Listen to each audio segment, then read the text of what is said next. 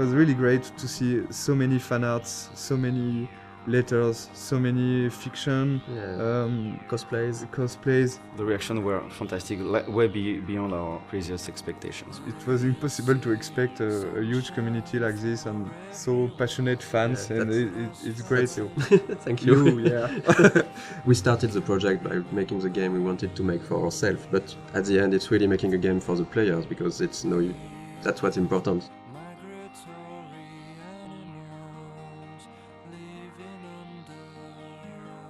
So welcome to the dev commentary of Life is Strange. We're really happy to be there and talk about the game. Thank you for watching. Thanks. I'm Raoul Barbet, one of the co-game director of the game. And I'm Michel Cor, the other co-game director of the game. We are two game directors working on one project, so it's really interesting to work that way. It can be hard sometimes, but I think it's a really interesting creative process, because we can challenge each other on a lot of aspects and find out always the better solution for what's best for the game. If only Michel or Raoul was directing the game would have been really different. They both know how to make a game. Like they're not stuck in their field of expertise. They know a lot of things about each department, and they had this direct contact with the teams. I'm more from the audiovisual and movie scene, so I was in charge of all the cameras with the camera team. I work a lot with the sound design team also, with the music. And myself, since I'm from an illustration background, my specialties were more on the art direction, and later, for this game, I'm starting to work way more with the narrative team and the voice recording sessions. It was cool because they had a similar vision for the game, so we didn't have a yes from one and a no from the other. Actually, Michel and Raoul are in the game when you think about it, because there are two game directors, so we have a contraction which is Michel. But if you put it the other way around, it's Raoul and Michel, so it's Rachel. And I'm pretty sure they did it on purpose.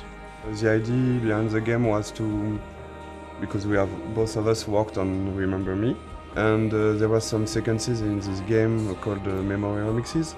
And one of the founders, Hervé Bonin, asked this small core team to think about a game with this kind of mechanism. Very quickly came the episodic adventure game, because we wanted really to do something like that. There is really a lot of good interactive ways to tell stories. On an episodic format, you have to make a lot of choice for episode 1, because you won't be able to change after. A lot of assets have to be there in episode 1. Yeah. So the menu is one of those assets. It was interesting because there was a lot of variations. We did a lot of tries of what we wanted to show in this menu.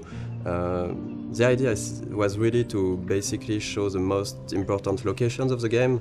So we can see the Blackwell Academy on the top right, we can see the lighthouse, we can see the town of Arcadia Bay. We were really trying to give a sense of location and just showing like the game world with the menu. We really wanted to make the player feel that all areas are connected, and the menu is a great way to do that. One of the main importance for us for the game was to have a peaceful game with this sense of you can take your time, and we wanted to reflect that from the menu. So we worked on those small wind effects and the leaves that are going around and the nice and soft music. It was just when you start the game you should feel quite at peace and comfortable. And even when the menu evolves in each episode, there is some small details that are changing. Like for the menu for episode 4, you have the beach wailed. That's this kind of details we wanted to just add with the variations of the menu. The game takes place in Oregon, in the Pacific Northwest, in the United States. When I went back there on vacations, I've seen a lot of places that really looks like what we did in the game. So I guess it was a really big job of references to be sure that everything was correct, but it's also something that's really exciting about making a game, that you have to look at everything and to reproduce reality, and with, of course, our own lens and stylizations, but we really wanted this to feel like being in Oregon. Sometimes people ask us if we choose to have a game in the United States for marketing, for selling the game. We knew that we were fans of like TV shows like Twin Peaks or X-Files. They have those trees and the Pacific Northwest feeling. I think they are a great example of a small community thinking that everybody know each other and everybody is happy, but when you put something inside this community, it could be something supernatural. You discover a lot more. And it's really a way to shift things around and to bring chaos and interesting variations on the characters. And in the end, Life is Strange is really a game and a story about the characters, about their lives. It's not a story about the sci-fi elements. The sci-fi elements are just, for us, they were just here to make things interesting.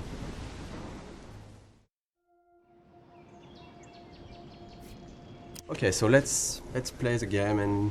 Yeah, let's play Life is Strange.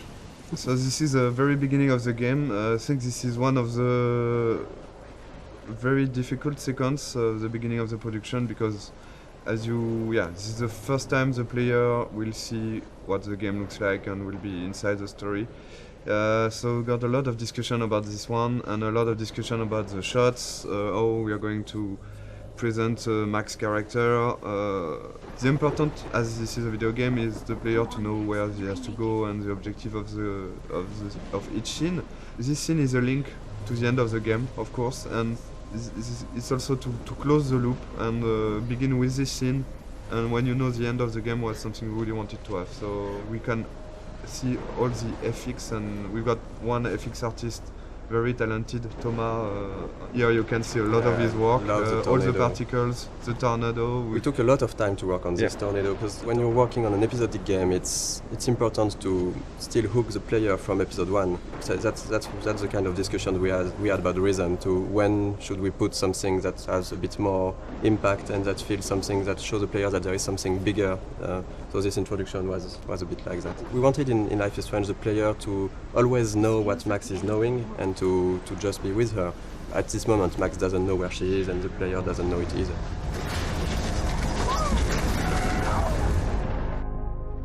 We're back to the high school, and which is one of the most important settings of the game, of course, the high school setting and the Blackwell Academy.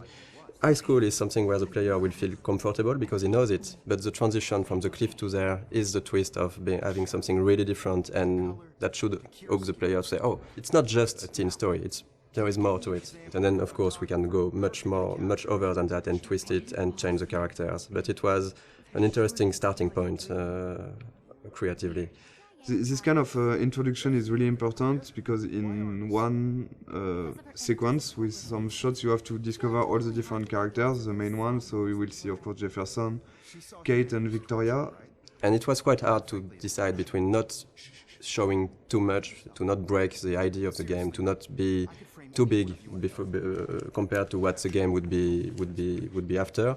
There is a lot of themes of big ideas on the game, and of course photography is one of it, because photography is still a way to look back to the past. It's linked to the theme of rewind and time manipulation and nostalgia, and that's one of the reasons why Max came back to Arcadia Bay to attend this photography class.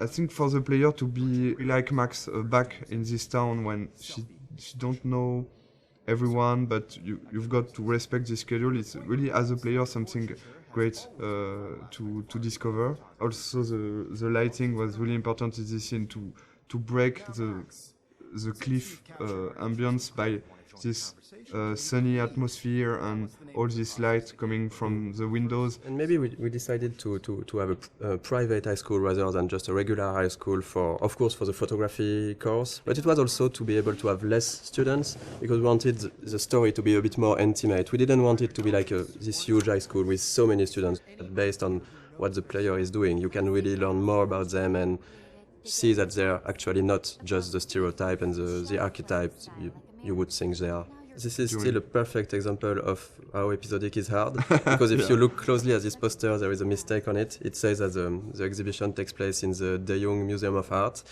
when actually it's not that in episode 5, it's the Zeitgeist Gallery. We have a really great community, so thank you guys.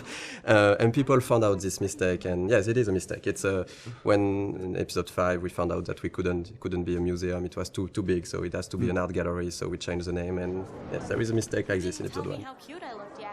I was about to. Welcome to the real world.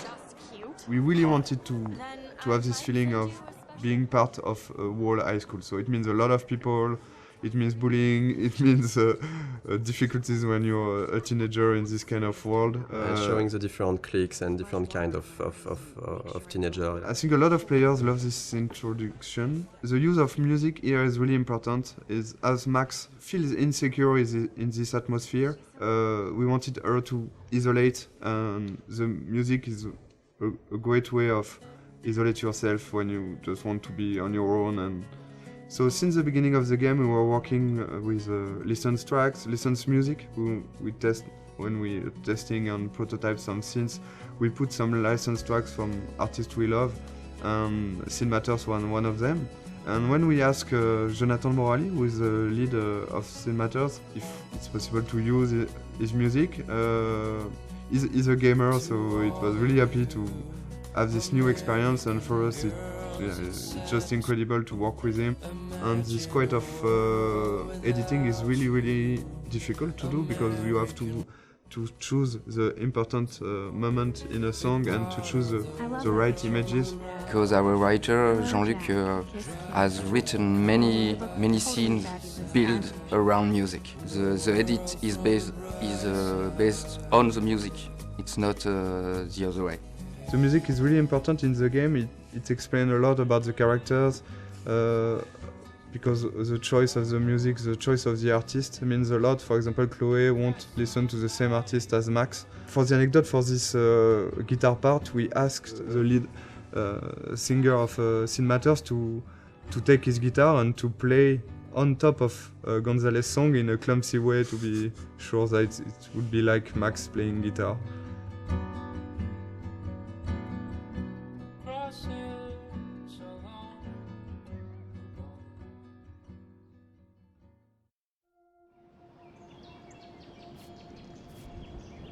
Okay, so the objective of this scene was to go into the bathroom. I think you can hear the great sound work. Sebastian, the audio lead, has worked a lot on this kind of effects. When you take out your earplug, you can hear more the ambience. And this kind of art is done by our main concept artist. We got like 4 concept artists working on the game, with Edouard who has made a lot of artwork. He was the one concept artist. So basically in the beginning we do a lot of documentation, like we do a lot of research. From all those pictures we can find on the internet, every room, every character needs to tell you a story, who they are, what they do. And just for following the scene, even for the mood, when it's still the rhythm of the game. So we wanted this scene in the bathroom to have a really cold and harsher and more contrasty lighting, to be different from the soft and warm lighting from the art class before. Seeing this scene, there was here one of the mistakes we have done with the game. For example, when Max is tearing apart the Polaroid. In fact, I don't know if you have tried to tear apart a Polaroid, but it's quite impossible. Yeah, you can. We tried it. You can't do it. It's too strong. It's plastic, and it's impossible to tear it like she does. But of course, there is a lot of symbolic behind this, and so we decided to keep it, even if it's non-realistic. Maybe it's a bad Polaroid quality, and we can do it. So you can see the butterfly coming in from the window. Of course, there's a lot of symbol behind this. The butterfly, of course, with all the butterfly effect thing, and the fact that Chloe has got some butterflies on her tattoo, and the color of her hair based on the color of the butterfly. Really something we wanted to hear. The blue butterfly is really, really important, and of course at the end of the game it's much more important. One of the fans' favorite, and of course a character we really love, Chloe. She's one of the most important characters, because at the end the choice is about her. It was really important to create this character the best way possible, so the player would learn to care more and more about her. But we really wanted her to be not that nice at the beginning, so when she's evolving during the different episodes, and she's getting nicer to Max, people would care even more about her, because she changed, and she likes the fact that she changed. if she was the nicest person from the beginning, it wouldn't be, I think, as effective that her going forward and changing toward Max. Sometimes some players hated Chloe during the first episode, and I think it's not a bad thing, because you can dislike a lot of things about her personality, and after in episode 3, and of course at the beginning of episode 4, there is really something more to this character, and I think it's like having in real life with a friend. There is always some things you don't like. The relation between Max and Chloe talk about that, and I think it's really interesting to see how the player will learn to like more and more Chloe. And I think it was one of the biggest challenge of the writing process because we have 5 episodes, we have a limited amount of time, and we need to find the good beats and the good pacing to make those characters evolve. It's a really intimate story, and it's mostly just centered on just emotional moments. All of the major choices that you make in the game are emotional. The heart of it is the relationship between Max and Chloe. It gets really dark, and things get really hard for Chloe and really emotional. In the game, one of our goal was also to be able to talk about real life issues, about some social themes and difficult themes that can be experienced in real life. I mean, it's different to other games where there are bigger issues like situation of life or death or war or stuff like that. And in this game, we wanted really to focus on more human issues on a smaller level. The mood of the game and the themes of the game. It's the themes that we tackle in the game are not something that you see often in other games. We try to be mature about it. We try not to force it onto players, and we try not to be too brutal about it. We have issues like domestic violence, family issues. So talk about drugs, alcoholism, depression. It's really part of a reality, and I think it was really important for us to not avoid that. And I think it's a great video game is also a great media to talk about that, because as a player you will be involved maybe more than just looking at a movie or reading a book. You will be really part and actor of this experience. We were not sure that Square Enix, the publisher, would approve all the themes, the intense scenes we have, and how we deal with them. And really early in the discussions, we were relieved to see that they didn't want to change anything. They just wanted to make sure that we deal properly with the scenes or themes, and this is exactly what were our intentions. So it's again a key scene for episode 1. It's the first time you see Nathan and Chloe. First scene with the character is really, really important. We got a lot of information to give to the player. And we needed to show that Nathan was quite a troubled child, a teenager, I mean. So this is him talking to himself at the beginning. We had to fine-tune and to find the good words to use. Then we see Chloe for the first time. We have to show what's her character. So she's direct and a bit pushy to Nathan. We need still to understand what's happening. So they're talking about money, about drugs. We had to find the right hints to give to explain things. So we don't want to lose the player.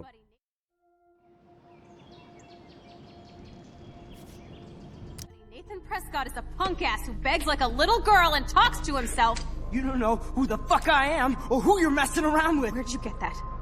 What are you doing? Come on, put that thing down! Don't ever tell me what to do.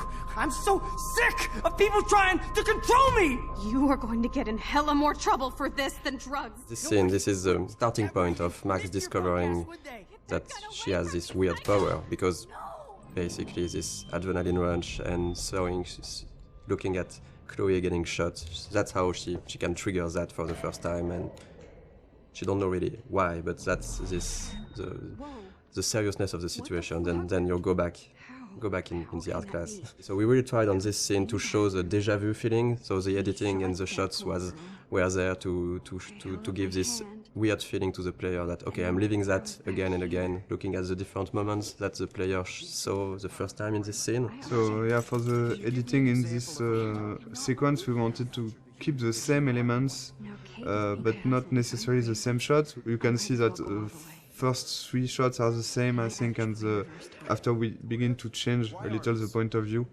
so you understand that there are the same events going on, but just seeing from a different point of view. And I think, to be perfectly honest, we don't have a good explanation for why she's going back to the art class, because we needed it. I've got one, but I will never tell you. I don't think it's a mistake, because we also needed to explain to the player, so the player can learn how things are working, and it's quite hard to do. So we took this freedom to have Max go back to the art class, which, even if it's a bit contradictory with how her power works after that. We are using this to explore more of Max's personality, of the characters, and because that's the way we created the character. Max, as we've seen that with what she's thinking. She has a lot of insecurity. She has issues to go forward in her life, to take decisions, and now she has this ability to not going forward, but going even backward. So it's an interesting storytelling device to question with her character and with the player, of course, to question choice and consequences, to question fate, to question really interesting issues. I think Max would never have changed as much as here in our story without this power and without this sci-fi element. So it puts the player in a very interesting position, because she will ask himself why he's doing some interaction. He can undo the interaction and try something else, but also Max, by doing this, will ask herself, am I doing the right decision?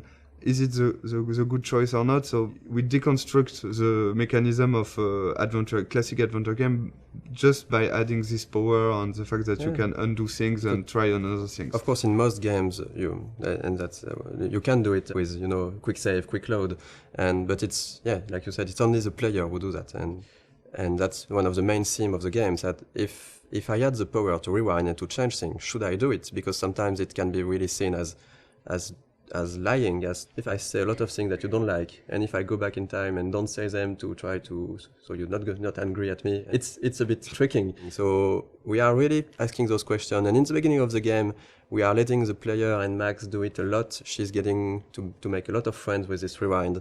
But later in the game, and especially in episode 5, we are really questioning this to see maybe it wasn't the right thing. Maybe what you did to try to lie to people with your power, was it really good?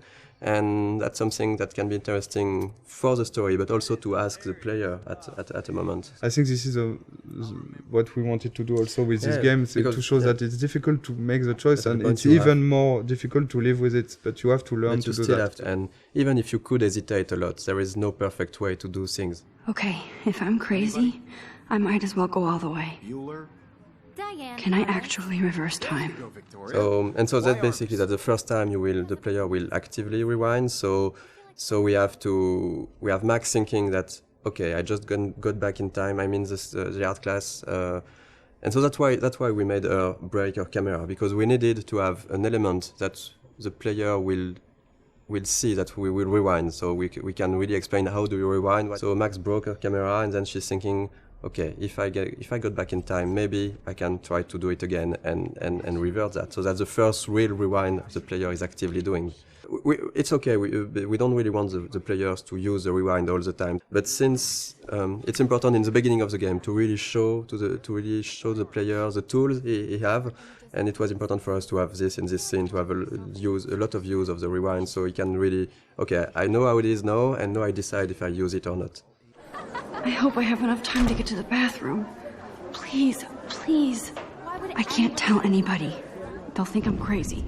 Since we are really playing the game with the point of view of Max, for her, not everything is clear, so it shouldn't be clear for the player.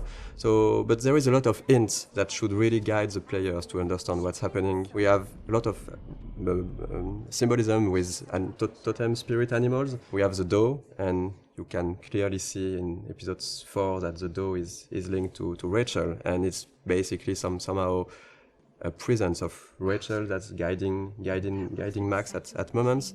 I'm not sure that a lot of players notice that, but in episode 2 actually, when you see the doe in the junkyard, it's precisely where Rachel is buried. There is this mystic feeling around the town, and since we didn't want to to clearly explain everything. It's part of what makes Arcadia Bay a bit different and a bit special.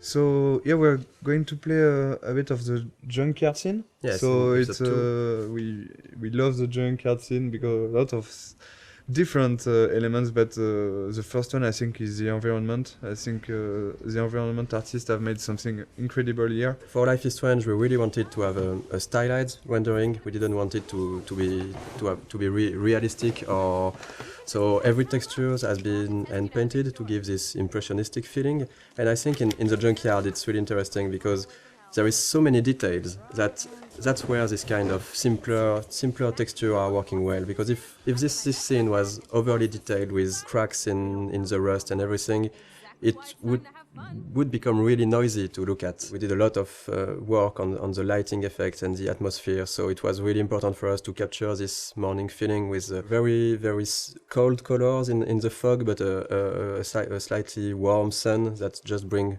some soft and warm feeling to the scene. This scene is also a good example of what we want to do in terms of environmental storytelling.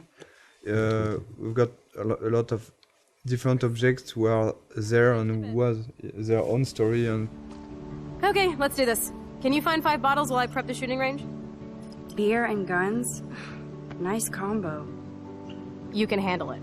Now go find us 5 bottles. This is one of the best puzzles of the game, I think. Yeah, I think it is. I think it's mostly the final bottle that was really hard to find, and we did a mistake on it because it was maybe too well hidden. Our goal for this was just to allow the player, to push the player to visit the place while looking for those bottles, because there is a lot of interesting things to discover. Basically, the junkyard is where Chloe brought Max to try her power, but it's also where Chloe and Rachel were hanging out together before Rachel disappeared. So this place here was this small hideout for Chloe and Rachel, and we tried a lot of what we did in the whole game with the environmental storytelling can be seen here, because there is a lot of everything that we really like to tell with the environment. It's a good way to, of course, to show more to the player. So it's also to give rewards to the player who want to know more about the characters and who is curious. Because you can do this whole scene without looking at every details, but there is some hidden stuff. This one is harder to find. I think that not every player find it.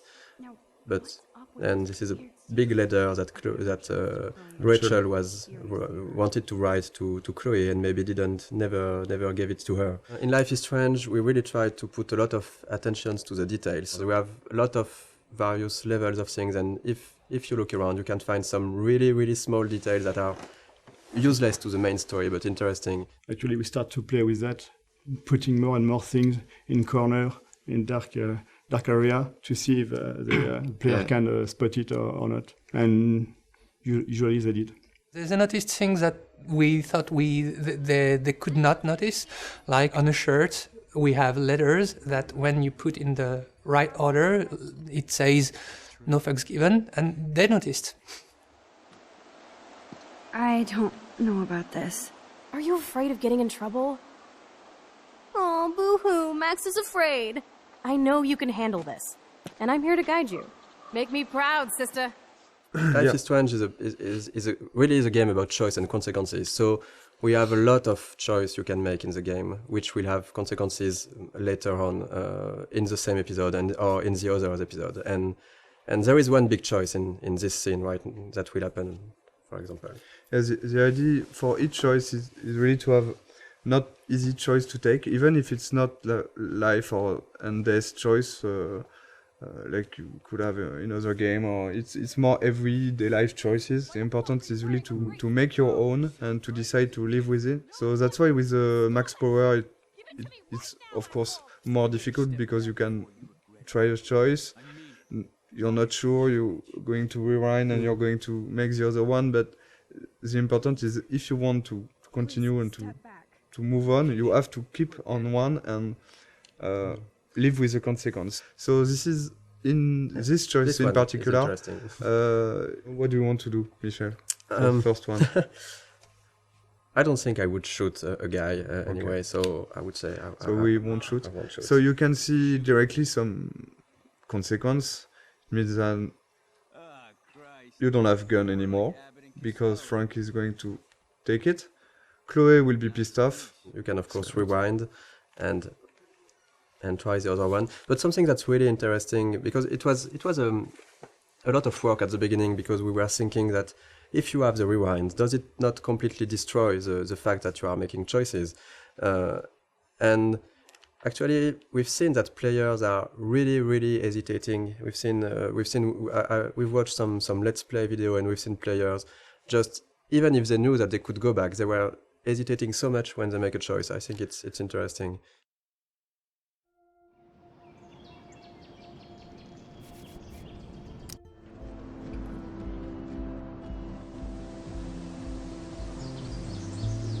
Here will be out of the campus for the first time for the Yes. player. So this is the first time the player will be able to use his power when he wants. He can do before, but there was no so many interaction and puzzles. Here there was we really wanted to have a lot of different things to do, talk with people, use the power just to see fun stuff. But we use this kind of environment for the players who like to take their time and just to talk to characters, to look around. It really gives a sense of presence to Max, to the world. The important aspect of the game is really to give some rewards to the player who want to do that and want to take his time. So with this kind of sequences, for example, we give what we call a reward, but in fact it's just new element of the game. For example, here you will have new layer of music. You can hear some new layer of music. You will have all those camera shots that you can't have inside the classic walkthrough and classic gameplay in third person. So this kind of beautiful shots you have only because you have chosen to take your time and to sit on the fountain. So the music, the shots, and of course the voiceover of Max also at the beginning. We hear what Max is thinking just here. So this kind of rewards will push, we think, the player to do that again and again. So this is really something we wanted to have. In this game, it's always feeling a bit like what Max is feeling, and it was we really wanted to focus on those moments. It was really capturing the moment when you can really take your time to reflect on yourself, and that's what Max is doing in those scenes. That's something that not a lot of games are doing, to let the player take his time, because in a lot of games it's just like you need to go forward, you need to go to this checkpoint, you need to do this and this. Since the beginning, we wanted the rewind to be a tool that the player can use when he wants, where he wants. It won't be scripted rewind sequence, for example. On a technical point of view, you have to record all the different things that happens in the scene. Since you can rewind time, you can basically be at any part of the scene at any moment you like. Designing puzzles with the rewind was very hard. When you think it's done, you think you've seen everything about it, you think the situation is in place and it's going to be working well. There's always this tiny little thing that's fucking it up. Those elements are not really deterministic, so when you rewind, you're not sure that you will be able to restore the particle system in the same state. Seriously, do not forget I need those papers before tonight. Like now. Thanks, Sherry. And this is the dormitories. This is also something that was interesting for us, is to talk about dorm life. We wanted to use this setting because we can really talk about social issues, like the girls have their room. Do you really like the people who live next to you? How the relationship are working inside the dormitories? Like right now, it's interesting if you have different music that can come from the different rooms. It's a really interesting setting to set up a lot of characters easily. Here the idea is really to again have this believable universe of the students. We have to focus on what we want to tell and what we want to develop. In each episode, Alyssa is getting hit or in danger by something, and you can decide or not to use the rewind power to warn her and to actually to get her out of trouble. And again, I think it's links to also the Kate story and this kind of stuff. It's not just here to have fun. It's also to talk about those difficulties you can have when you could be someone like Alyssa and having this kind of problems. And it's always a way to find the little details and little elements that will bring more to the characters, how we are defining them, without sometimes telling too much. So this is the same actress as Chloe. Yeah, the two main actresses who are playing Max and Chloe did also the other students, and so there is some of Chloe inside each one of them. You can see Max and Chloe here. The body animation is done in motion capture on this project. We've done a lot of shooting in motion capture with French companies. The two main, so Max and Chloe, like for the voice actor, in fact, they are always played by the same actress, Serena and Gabrielle. So all the body language and the body animation you will see in the game are done by them. And so in each scene we discuss about the scene with them, and they add some. Both of them, they have given something to the character, even for Max, because Serena was a bit shy at the beginning of the project, and at the end of the project she was different, and we can see the evolution of Max inside her acting. So Who did you tell? The principal. But he didn't seem to believe me. The principal? Are you still 12? That drunk jackass only cares about cash for Blackwell Academy. Don't trust him. I didn't mention you at all. this is the first time we will really see the Max universe by discovering a room. So let's go inside. It was a really important scene for us because you're playing as Max in the game, so you already start to know some about her with what happened before in episode 1. But when you enter her room, it's really her universe. It's everything in this room should describe her, who she is, why she is like this, and speak a bit more about her past. There's quite a lot in this room, in fact, compared to the... Because we tried, I think, episode after episode also to focus on different things, and we can't put too many objects in a room. If you want to play a character for 5 episodes, you need to invest in this character, and all those kind of details and were really important to make a connection between the player and Max, to learn a bit more about what she experienced before, and maybe also why she is how she is right now. Something we really wanted to have with Max's room is also to have a great contrast between Max and Chloe. So it was really important to have those two characters. Max and Chloe are really different. They are quite opposite at the beginning of the story. So we wanted that her personality and also her universe, her rooms reflect that. And we took for Max this sort of softer colors. We have the pink in, I think her bed cover is really soft. You have the small cushions with the flowers, the teddy bear. We've got a lot of different environments in the game, but we wanted really to be able to revisit the environments and to have other scenes taking place in the same environments, but telling different stories and telling different sequences. So, for example, in this room, when you go back here in the house, in the alternate reality, we will find an empty room of an empty Chloe room, and you have been here so many times before the episode 4 with Chloe, having fun with Chloe, listening to music. Going back here without anything, you will directly see what you've lost and what this another reality means for Chloe and for you. Max, try to find the light for the pool. I want to see the sharks. Otters don't like sharks. They bite. So do I. Hit that light. We've done the same with the swimming pool, for example. We've got a great scene in the swimming pool between Max and Chloe when they are alone during the night, and after you got this huge vortex party, which is a really different atmosphere. So this is kind of... On the production point of view, it's basically a brand new environment, but it's still in the same place and with a lot of similarities. So it's really important to show. It was important for us to show the changes that Max can create with her power and the changes to the characters and to the world. Stop treating me and my mom like we're your family platoon! Hey! Leave Joyce out of this! I wish you'd leave Joyce! Like now!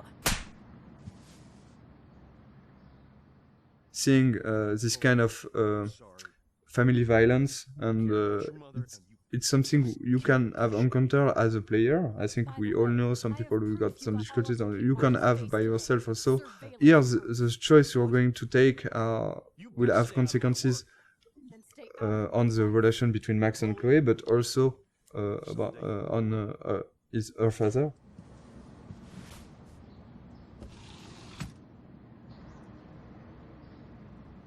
Hey, you okay? Welcome to the real step douches of Arcadia Bay. I'm sorry. For what? He would have been a bigger dick if he caught you in here. David could seem very archetypal. Yes, and again, one dimension at the beginning, but then we are making episode after episode, you can see that maybe he's very he's got his own reason to be like issues. this. And I think not at any moment we are justifying the fact that he could hit Chloe or be how it is, but just showing a perspective that not everything is black or white. So we did a lot of research to be sure that we were dealing with those themes in a good way. Too much gamifying this, we could really maybe hurt some people. And if we are talking about issues those people have had and not making it right, it could be worse, and it couldn't be the opposite of what we wanted to do at first. So here is a Kate character that you have met in the first episode, but not so much. And the episode 2 is really focused on Kate and Kate's story and Kate's difficulties. So, but this scene is a good way again to how we try to advance the story about Kate, but also try to show more of the other characters, Victoria and Taylor. So we are continuing of what was shown about Victoria in episode 1, like of course that she's really a mean person, that she's harassing Kate because she makes fun of her. And so this kind of scene, yes, is we are really trying to advance the story, bring out more of the characters, and of course there is great cameras on it. All over my face. Max Selfie thought she was a badass taking that picture. We wanted really to talk about all the cyberbullying, the fact that it's quite difficult for a teenager nowadays to be connected as everyone is now. I think everyone has got a phone, is connected always. We are using the text message a lot, and we are making fun with that. So we are really thinking about both sides of the social media. But on the other hand, you've got this dark aspect of internet, which could be really difficult to live. I think a lot of players could recognize some of them inside Kate, and we've received a lot of letters from players who say that helped us also to realize what they've been through. Yeah, we wanted to have this scene since the beginning. We are quite happy that we managed to keep it, and work with Square Enix was great for that. We managed to keep a lot of difficult scenes like this one. It's not only about talking about those themes, it's also to be sure that it's anchored inside our story.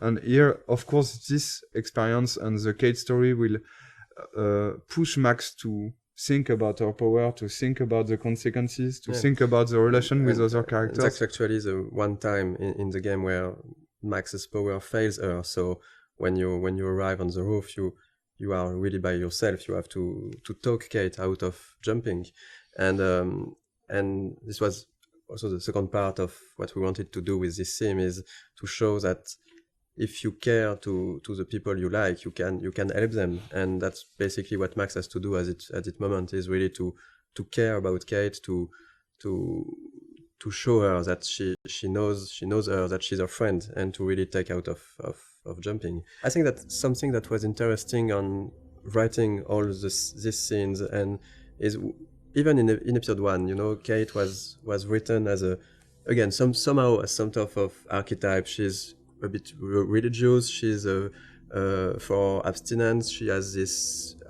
basically pro-life ideas. So maybe some of the players could think that she's boring character, but the way we evolved her and write her in the other episode, we really wanted to show that even if you go past the first appearance of someone, that's something that you might feel not interesting or different to you, you can find really good things and interesting things in each person. And I was really happy the way that the community reacted to Kate as a character. We didn't want to to gamify this kind of thing. We still have to have rules for how the things, even if it needs to be really in the background and for the player to not to see those rules. But in the end, we still need to create the scene with the scripting and a way to make it work. So it was really hard to find the good balance to make it feel the more transparent as possible for the player and just find a good way to have the feeling that it's really a dialogue between Max and Kate. And it was a really hard one to write. There is a lot of branches, there's a lot of variations, and I think even in the voice recording it took a really long time. It was one full session just for Hannah and Diane who plays Kate. It was really important for us to keep this going after in the other episode and not just okay, we have done the scene and so no, we go to the following of the game. I'm going to be here for another day until my family comes out to visit. How are they treating you? Like they need to protect me forever. They're so upset, and I know they feel guilty even though they didn't do anything. I was surprised how many we wanted from to talk about this theme of euthanasia, but to find a way to talk about it that would be respectful for any sort of position. Because it was really important to not try to say this is right, this is wrong, and to let the player really see how he wants to play this scene at this moment based on what he felt for the situations, for Chloe, for her parents and everything. And that was that was not easy to find this balance when doing that. And again, it's because it's interactive and it's a video game that this scene is so strong, I think. If you just see a scene and just, okay, this is the director point of view and that's it, I accept it or not. But here it will be your choice. You really have to take your time and think about it before making your choice. So, and we've seen all kind of reactions. We've seen players who immediately say, no, I can't do it. Or other players who immediately accept what Chloe is asking. Of course, it's Chloe, I'm accepting. And a lot of others who are hesitating for 5-10 minutes or so. And I think that we've been, I like that we did that, but we've been a bit mean to the player because we give them a third choice of maybe I cannot take any choice on this, but then you have still to take a choice. Yeah. But I think it was stronger because it was, what we wanted to do with that is to show that at a point you have to take responsibility for your actions and decide something. You cannot get an easy way out.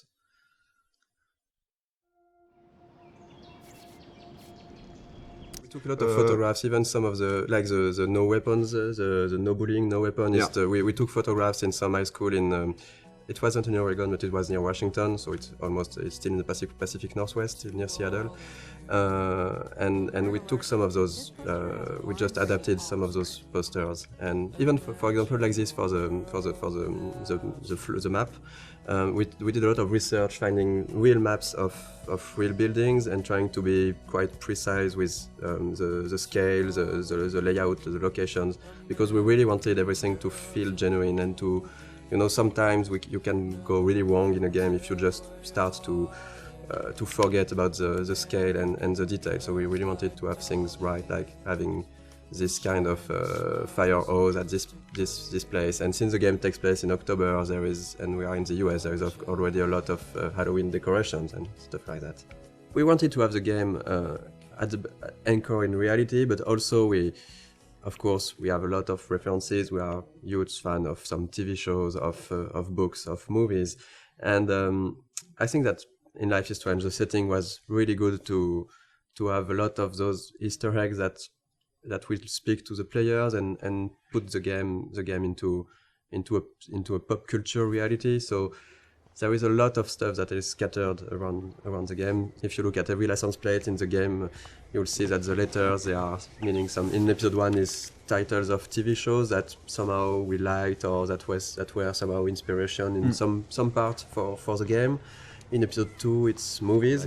In the dormitories, you have the room which Red Room. Someone wrote Red Room on the slate. It's the number of the room in The Shining. Yes, and so it shows that we love us as developers the movie, but also that the characters in the game, of course, know about this movie because it exists in their real world and they are making jokes about it. We knew that we had to hire an American scriptwriter. We sent some tests to few writers that were recommended and we knew. And Christian Divine we had a Skype with Christian. After maybe 2 minutes, we all knew that it was going to be him. I had this kind of vision of him in the office, working with us. Since we've chosen him, he was at 100% and even 200% in the project. With us, he completely understood what we want to do with the characters and with the story and with the different themes we wanted to talk about. During the motion capture session, we asked the actor and the actress to, when they meet, Max and Warren meet the first time here on the parking lot, we asked them, they were trying to kiss themselves, but you can't do that in the United States. In fact, as French, we were thinking that, yeah, it's cool, they are going to kiss themselves. Warren tried to kiss wanted Max, to but kiss Max on the cheek. We've never done that, so we changed after a discussion with the writer and a lot of friends. We said, okay, yeah, we should switch to a hug. So we changed the animation to have just Warren try to hug Max and not kiss her. And yeah, this is a kind of mistake we can do as French people. So we have to be very careful about that. And it was really good because in France you can. Yeah, in say France, hello by kissing a girl like this, by just having a peek on the cheek, and not in the US. And this is the kind of stuff where having an American writer was really needed.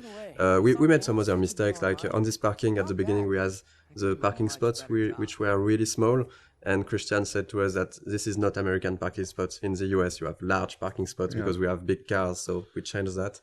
And we did that for various things, like sometimes a sign were not at the right position or something that was not perfectly true to reality. So, Chloe's house. This is the very, very first scene we've made for the game. So this is really the scene that we have modified a lot to create Life is Strange. This is also the scene with which we sold the game to Square Enix. That's the scene we showed to publisher. The first time I tried the game, it was the Chloe's Room, a really early prototype, and it felt fantastic to play it. I was literally smiling while playing it because the scene was working really great already. Even though the environment, the characters were not final, it was really really good to play. And we decided to use this scene because every mechanism is here, but there's also a scene that shows really what Life is Strange is, because it's a story about those two girls trying to reconnect. We had the two main characters. We had strong issues with what happened with David later. So we have the environmental storytelling when you're visiting a different part of the house. We have Zen sequence. It had the feeling that we really wanted to push for the game. This slow-paced, nostalgic feeling. I think that this scene is really a really good one to show that in episode 1. At the beginning, it wasn't exactly like that. We got different outcomes, and so the scene which is in the game now is really different from the very first prototype. At the very beginning, it was only the arguing with David we have done in motion capture, and I've played with Jean-Luc, so Jean-Luc... You were doing Chloe. Yeah, I was playing Chloe and Jean-Luc were playing... No, I was playing David. And Jean-Luc is a great writer who has written the original story. So we have played all together because we didn't want to... We didn't add the money, in fact, to have a optic motion capture shooting. So we try by ourselves to have animation for the prototype. And the animation is quite ugly. The characters also are the ugly. first version were ugly, and there were at the beginning no textures. We had version with only the grey characters. We were really weird without hair, so we had a hairless Chloe. And I think Max is quite frightening. The smoke and all the FX elements, they are made following the same idea as non-realistic, but like it looks like undrawn smoke a little. But it's really really beautiful, and our FX artist has made a lot of FX like this. We can see also the wind outside.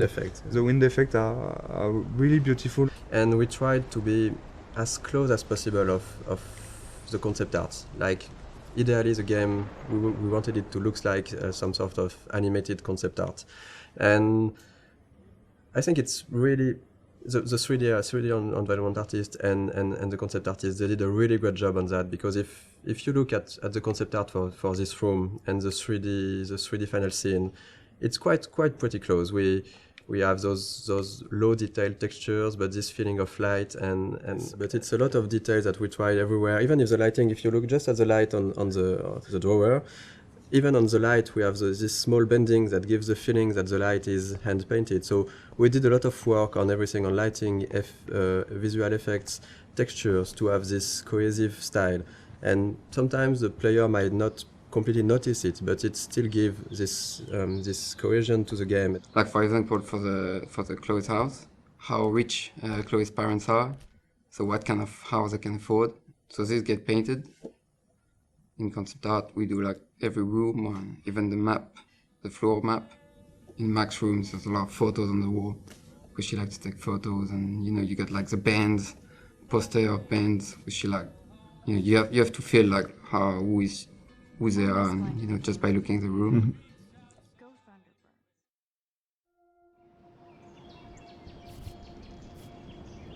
One of the most challenging part of working on the game with an episodic format was to create those two characters in a way that would really appeal to the player. So when you arrive to this final choice at the end of episode 5, if you wanted this final choice to work, we really needed the player to grow to love Chloe, to really get attached to Chloe. So two of the biggest challenge was, of course, the writing and the voice acting to make that happen. Of course, the story was written as a whole since the beginning, so we couldn't change massive stuff, but small details could be added, a line of dialogue for a character, or episode 3 when you visit Kate in the hospital, and it wasn't supposed to be here, but we've seen how people loved Kate, and we realized how much it was important to have a scene like this one. It's a way of finding the voice of the character. So sometimes you just need to think about expressions or words that one character will use and the other won't use it, and that's how you grow to like those characters. Because when in episode 3 or 4, Chloe at the moment use the word Hela, the players were waiting sometimes for it, and they recognize that, okay, it's Chloe because she's using that. So we're working with Blind Light in Los Angeles, and they sent us a lot of different voices to listen to them, and we have to decide. So we decided with Michel, Sebastian, and the producer, and Square,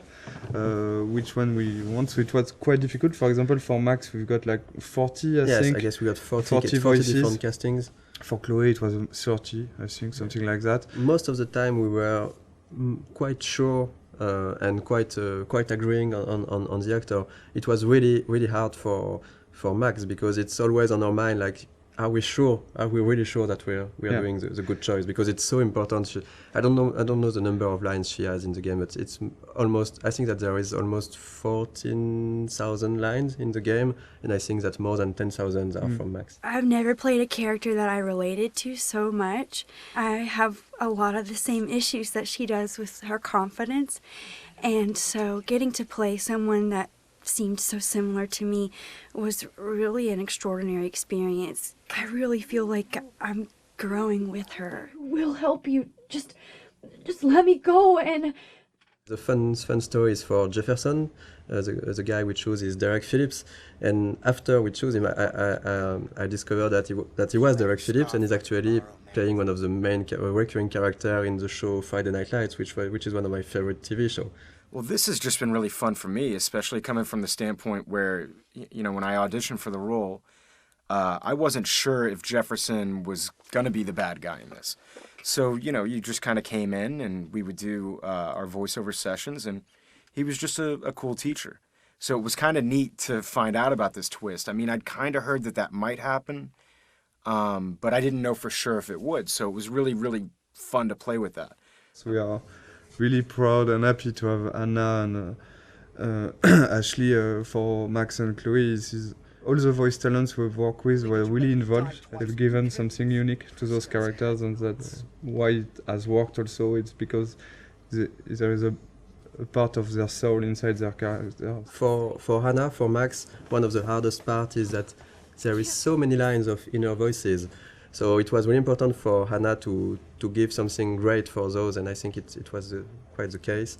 And for Ashley, one of the really hard part is that there is and for Hannah too, there is a lot of really emotional scenes.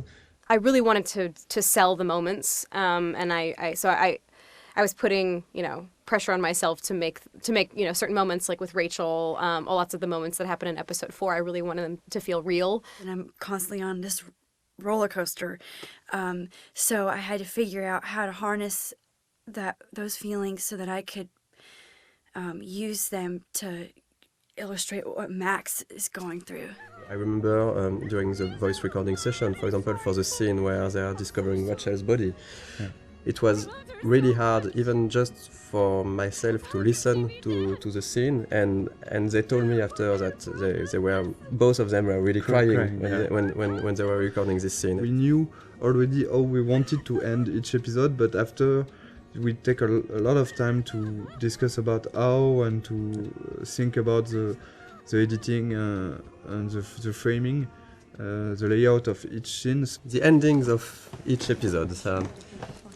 That was something really important, of course, because it's an episodic game, so the ending is crucial if we want, of course, the player to enjoy the episode and to want to come back for the next episode. So I think we looked a lot at also what can be done in TV series, because with the episodic format we were kind of the same way.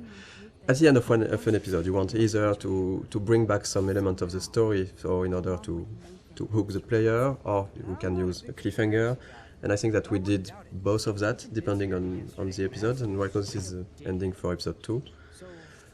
Here the episode 1 and episode 2 endings are not the same, but it's the idea behind was really to show all the characters of the games, all the main characters, and showing that there is maybe something more going on. Yeah. And in episode 1, for example, we even show some characters you haven't met already in episode 1, Joyce and Frank. And you will find them back here at the end of episode 2 in small scenes. And we really wanted those in episode 1 and 2, those ends to be like a wide description of all the characters and all what's going on, and also showing other aspects of each character. For example, seeing David on the with his head on the shoulder of Joyce, seeing Victoria and Nathan in Victoria's room, seeing the principal and Jefferson arguing. This is kind of small hints that maybe will push the player to want to see more. Because this is basically the only moments where we are seeing those characters when Max is not seeing them. Exactly. And so we can just bring a bit more. We are not telling too much. We are just bringing a bit more on those characters, a bit of sort of mystery. And this goes with the idea that everybody might be hiding something or might be a bit different. Like Victoria here we can see her crying when clearly this was not the way her character would behave before. And having Nathan going into her room, we don't know what's happening between the two of them, but it's still bringing a bit of mystery and interest for the characters, for the player. When we worked on the cliffhangers for episodes 3 and 4, of course our goal was still to have a twist. We were really trying to go on with what was important for the story and not just having the shock factor. Maybe just want to thank you for all the gifts, all the support we have from you. Yes. And thank you very much to be so active and so passionate about the game, and we're really happy to see that those characters and this story and those themes means something also for you. This is why we are doing games, so we're really happy, so thank you. Yeah, thank you so much. We really think that you are one of the best community we've seen for games. I'm going to cry, Michel. Yeah, and this community is really nice. I didn't see a lot of bad words. Sometimes in video games community can go easily wrong, and it was it's really pleasant to read and to read everything that the Life is Strange community has to say.